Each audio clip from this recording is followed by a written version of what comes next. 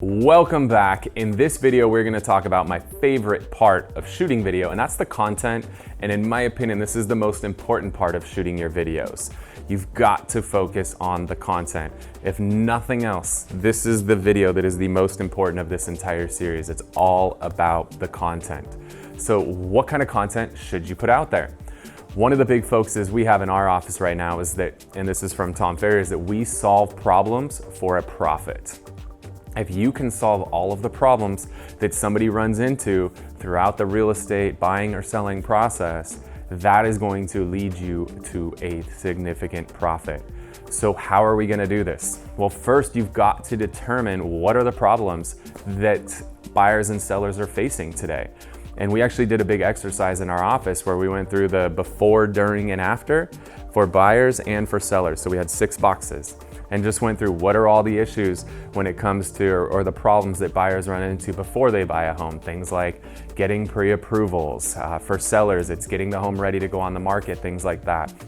What are some of the during problems? Well, for buyers, what happens if I do an inspection and there's a bunch of problems with the property? Or for a seller, what happens if my property doesn't appraise? Some of the after stuff. For a buyer, well, my roof is leaking and I just bought the home last month. What do I do? Or for a seller, I sold my home, but what do I do about taxes? So think about, those are some of the problems that your clients are running into. You've got to provide those solutions for them. So determine what the problem is, propose what that solution is, and once you've got that put together, now you've got to put that content in front of those potential buyers or sellers. So the first place you're going to have all those buyers and sellers is going to be in your database, which if you're doing a good job, you got a well-segmented database. It's very easy to put content in front of potential buyers because you've got them organized in there. And now that content that's built around those before process, so in that case we talked about is the pre-approval process, now you can put some content out there and target that specific audience. So determine what are the problems that these people are facing, what is the solution for it, and then get the content in front of the right people. Solve problems for a profit. Next up, I'm going to give you a list of a bunch of different ideas that you can take and run with. So these are some of the different strategies of different video types that you can put out there. Market updates are huge. We do a market update every single month. We send it to our entire database. One of the important things when you do those market updates is don't just tell them the stats. There's 2,600 homes sold and the percentage went up this much, blah, blah, blah. Consumers have access to all that same content. Your job is to help them interpret that content. So help them read between the lines, help them understand what it means for them, with them, right?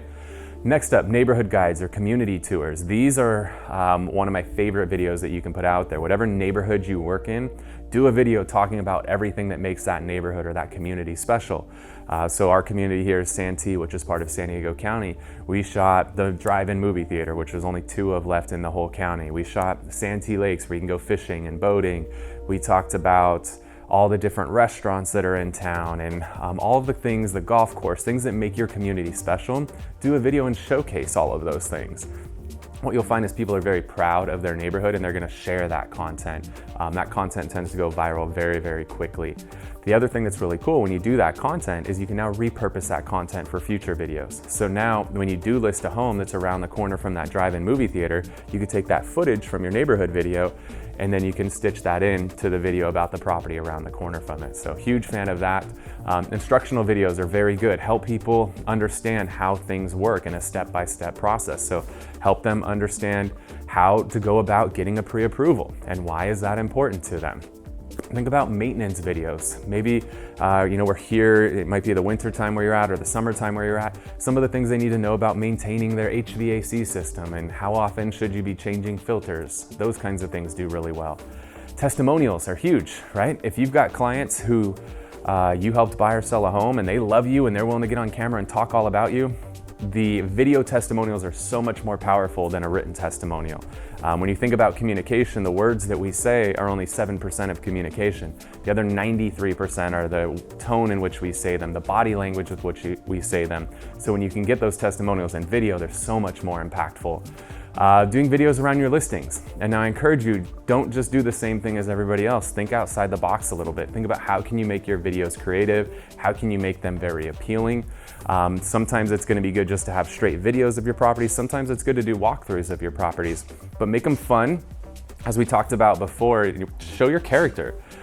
Talk the way that you talk when they're gonna run into you. If you say things like awesome and totally and dude and bro, then it's okay to do that in your video walkthroughs because that's who you are. And we want people to love you for who you actually are. And then last up, local businesses. We talked about a couple of the series that we've done with our Santee Saturdays, interviewing different business owners, or our East County Eats, interviewing local restaurant owners. Connecting within the community is so powerful because one, you're putting content out in front of your community that they actually care about, and two, you're getting relationships with all these business and restaurant owners who tend to be the people who make the most money and have the most connections. So there's a few different ideas for you when it comes to content. Take this stuff, put your own twist on it, run with it.